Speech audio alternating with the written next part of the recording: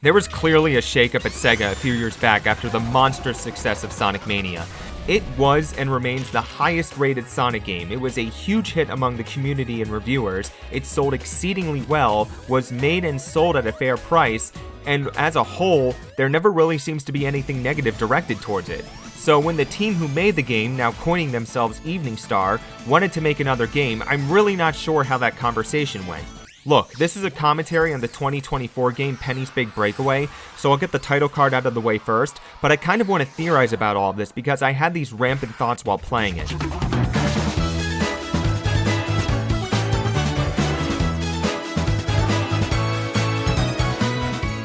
Penny's Big Breakaway was made by the same team that made Sonic Mania. Its visual style is very creative and vibrant, yet lacks a graphical prowess. You're traveling in a 3D plane this time, and environments and such, while creative, ooze this late 90s feel just like Sonic Mania offered. Truth be told, this feels like a Sega Saturn game. It even has maybe intentional issues like platformers had at that time with not being able to control the camera, and a strange depth of field sense where sometimes you can't entirely be confident if you'll land on a platform correctly.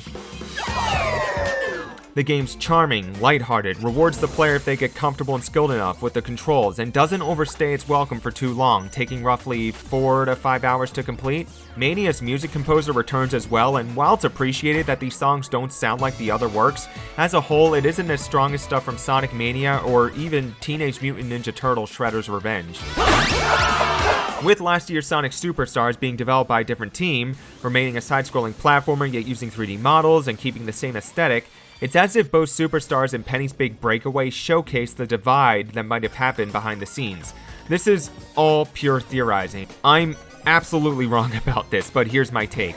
Given Mania had 3D plane special stages, I'm betting Evening Star wanted to make their next game a Sonic game, but make it like Penny's Big Breakaway with the lower polygon count. In other words, make a product that feels like a long-forgotten Sonic game that was supposed to be on the Sega Saturn. Hell, maybe even Penny herself started as a possible new character to Sonic's friend group. But Sonic Mania was successful because it was a classic Sonic 2D platformer, and they, Sega, probably thought no one would understand what the approach was here. Which, if true, it's a fair take honestly, or, I don't know, Evening Star just wanted to make something else and that's really it, I don't know. Look, Penny's Big Breakaway was a really good time, can't dismiss that. I wasn't crazy about how it handled dealing with the multitude of penguins weighing you down. The boss fights were very clever, and sometimes going back and revisiting prior areas towards the end sometimes made me feel like the game would just end. For every good moment, there was a dull moment, and it just makes me think of what would have happened if something like this was given the Sega sheen.